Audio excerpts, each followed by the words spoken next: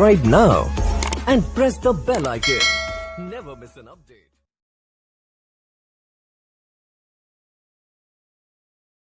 Hello दोस्तों, स्वागत है आप सबका स्टॉक रिसर्च यूट्यूब चैनल में। दोस्तों आज हम बात करेंगे आईआरबी इंफ्रास्ट्रक्चर डेवलपर्स लिमिटेड के बारे में। इसके अंदर 10% का लोअर सर्किट लग चुका है। मंडे को इसने 347 का ऑल टाइम हाई बनाया था। पिछले एक महीने में ये सिर्फ 40% से ज़्यादा भाग चुका है, लेकिन आज जो है इसके अंदर लोअर सर्किट लग चुका है और 10% का लोअर सर्किट लग चुका है। ऑलमोस्ट 13.3 मिलियन शेयर्स की आज यहाँ पे लेन देन हुई और काफ़ी सारे लोग यहाँ पे फंसे भी हो गए। ओके, क्योंकि आज भी इसने हाई बनाया था 300 के ऊपर का। ओके, तो जैसे 300 के ऊपर 9:15 पे ओपन हुआ शेयर्स और वहाँ से गिरावट शुरू हो गई और बाद में 11 बजे के आसपास इसमें लोअर सर्किट लग चुका था। ओके, 10:40 पे, और वहाँ से देखे तो पूरे दिन इसके अंदर लोअर सर्किट ही लगा रहा। ओके, अभी देखे तो कुछ 347 का हाई बनाया था इसने और वहाँ से देखे तो ऑलमोस्ट 15-20% की गिरावट आप देख सकते हो। ओके, 20% की गिरावट तो ऑलमोस्ट हो ही चुकी है। और यहाँ पे जो है गिरावट कहाँ तक होगी मैं आपको बता दूँ। गिरावट होने का अंदाज़ा 211 रुपीज़ तक की गिरावट हो सकती है। ओके, 211 रुपीज़ तक की। ऐसा मैं क्यों बोल रहा हूँ वो मैं आपको वीडियो को मैं आगे बताऊँगा। वीडियो को लास्ट तक जरूर देखना। जो भी नए लोग हैं प्लीज़ चैनल को सब्सक्राइब कर दीजिए, और भी किसी शेयर के बारे में जानना चाहते हैं प्लीज़ चैनल के नीचे कमेंट कीजिए। ओके, तो वीडियो में मैं आगे बताऊंगा 211 रुपीज़ तक क्यों गिर सकता है, और अगर आपने 300 रुपीज़ के ऊपर लिया है तो आपको क्या करना है। ओके, तो बिल्कुल भी मत करना। ओके, और भी किसी शहर में अगर आप फंसे हुए हो तो आप मुझे टेलीग्राम में मैसेज कर सकते हो। डिस्क्रिप्शन में लिंक है टेलीग्राम का, तो वहाँ जाके ग्रुप में ज्वाइन हो जाइए और वहाँ पे मैं डेली फ्री ट्रेड्स देता हूँ, उसका मजा लीजिए। काफ़ी सारे लोग ऑलरेडी डेली 5 से 10 हज़ार ईजिली कमा रहे हैं, और जिन लोगों को बहुत सारा लॉस हो चुका है शेयर मार्केट में, किसी भी शेयर में फंसे हुए हैं, वो लोग मेंबरशिप ज्वाइन कर सकते हो। वहाँ पर आपको सारी प्रॉब्लम्स का सोल्यूशन मिल जाएगा और डेली लॉस रिकवरी के लिए स्पेशली कुछ ट्रेड्स दिए जाते हैं जिसमें आप इजीली 10-15 हज़ार पर डे का कमा सकते हो। ओके, और फीस भी कोई ज़्यादा नहीं है। सारी डिटेल्स आपको वहीं पे मिल जाएगी टेलीग्राम के अंदर। ओके, तो जल्दी से जाके ज्वाइन कर लीजिए। फ्री चैनल में ज्वाइन करने का कोई पैसा नहीं है, सिर्फ मेंबरशिप का ही चार्ज है। तो बात करते हैं आईआरबी इंफ्रास्ट्रक्चर डेवलपर्स के बारे में।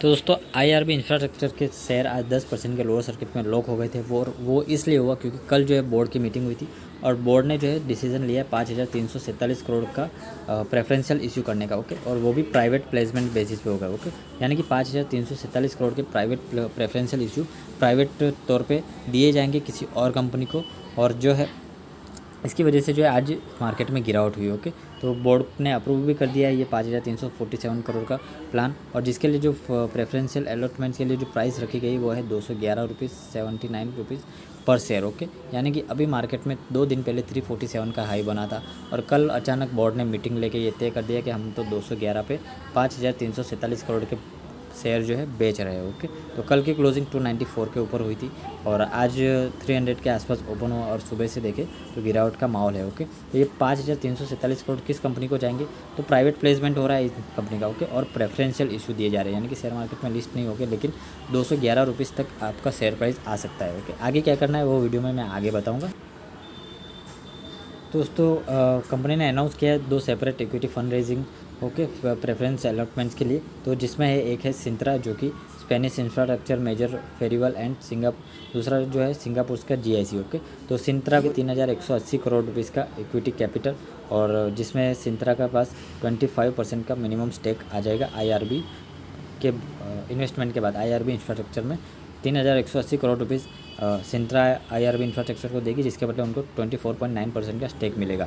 उसके बाद दूसरा जो है 2167 रुपीज़ का स्टेक ये देगी जीआईसी को, जो कि सिंगापुर की कंपनी है।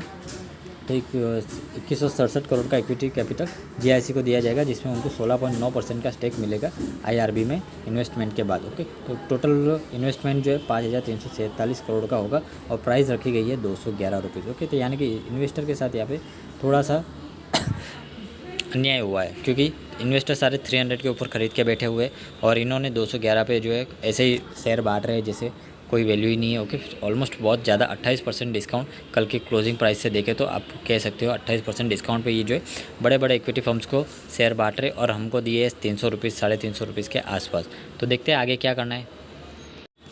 तो दोस्तों अभी हम आए हैं एनएससी पे, और यहाँ पे देखेंगे आज की ट्रेडिंग डिटेल। ये आज की डेट है और ये IRB infra. Okay, previous closing 292 पे हुई, आज ओपन 303 पे हुआ, हाई बनाया 308, और वहाँ से जो गिरावट हुई है काफ़ी बड़ी गिरावट हुई, 263 रुपीज़ तक आ चुका है, और अपने हाई से देखें तो ऑलमोस्ट 40 रुपये से भी ज़्यादा गिर चुका है। ओके, तो ये देख सकते हो मंडे को इसने 345 का ऑल टाइम हाई बनाया था, ओके। और 52 वीक लो देखे तो 22 दिसंबर को 97 रुपीज़ का 52 वीक लो बनाया था, और वहाँ से देखे तो शेयर 3.5 गुना जितना हो चुका था। ओके, तो आज देखें तो क्वांटिटी ट्रेड हुई है ऑलमोस्ट 1,33,73,898 शेयर्स की।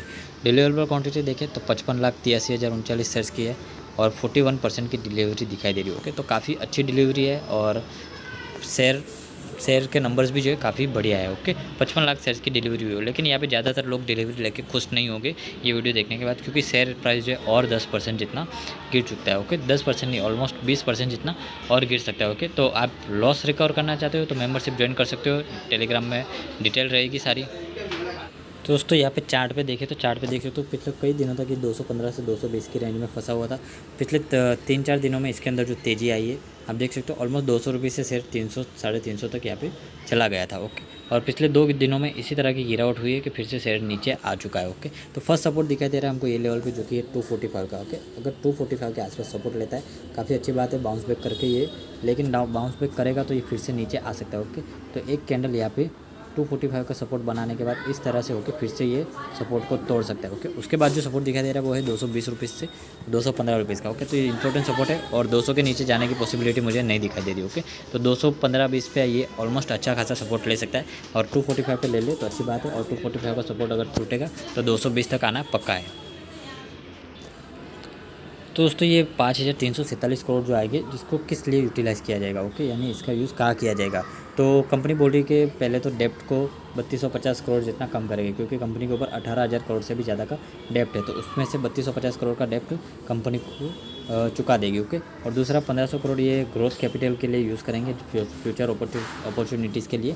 तो बड़े ऑर्डर्स मिल सकते हैं आने वाले टाइम में, क्योंकि गवर्नमेंट का जो मोनेटाइजेशन प्लान है उसमें इनको काफ़ी ज़्यादा फ़ायदा हो सकता है। ओके, तो ग्रोथ कैपिटल के लिए 1497 करोड़ यूज़ करेंगे, और बाकी जनरल कॉर्पोरेट पर्पस के लिए 600 करोड़ रुपीज़ यूज़ करेंगे। यानी कि कंपनी का इंटेंशन तो सही है, क्यों कंपनी ग्रोथ के लिए पैसा उठा रही है मार्केट से। कि तो कंपनी का इंटेंशन सही, अगर कंपनी ग्रोथ के बारे में सोच रही है, फ्यूचर के बारे में अच्छा सोच रही है, तो और लॉन्ग टर्म में कंपनी को फ़ायदा होगा ही होगा। ओके, तो अगर आप 300 पे फंस चुके हैं फिलहाल, तो आपको करना ये है कि थोड़े दिन वेट कीजिए कैसे क्या निकल के आता है। Q2 का रिजल्ट तो आ चुका है और इतना कुछ खास नहीं आया है, और LIC की इसके अंदर 7% हिस्सेदारी है, और पिछले 3 सालों में LIC ने अपनी हिस्सेदारी डबल कर ली है।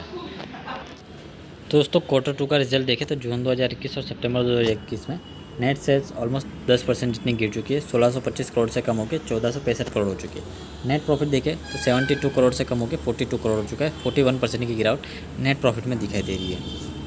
और फिलहाल कंपनी का शेयर होल्डिंग देखें तो 58% प्रमोटर के पास है, 5-6% म्यूचुअल फंड के पास, इंश्योरेंस कंपनी के पास 0.2% है, और FIs के पास 13% है। Okay, year on year basis पे देखें तो सितंबर 2020 और 21 में देखें तो नेट सेल्स 30% बढ़ी है, और नेट प्रॉफिट जो है 300% बढ़ा है। यानी पहले 19 करोड़ का लॉस था और 42% करोड़ का प्रॉफिट है, और ऑपरेटिंग प्रॉफिट मार्जिन माइनर से कम हुआ। इनका ऑपरेटिंग प्रॉफिट मार्जिन आप देखिए कितना ज़बरदस्त है, 49% का ऑपरेटिंग प्रॉफिट मार्जिन, जो कि अपने आप में काफ़ी बड़ी बात है।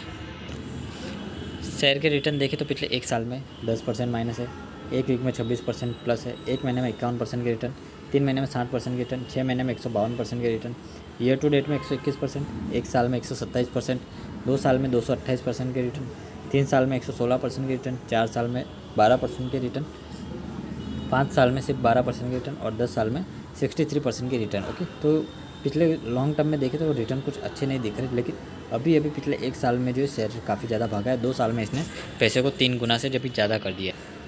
अगर पिछले 5 क्वार्टर की बात करें तो कंपनी की सेल्स ग्रोथ कुछ खास हमको दिखाई नहीं दे रही।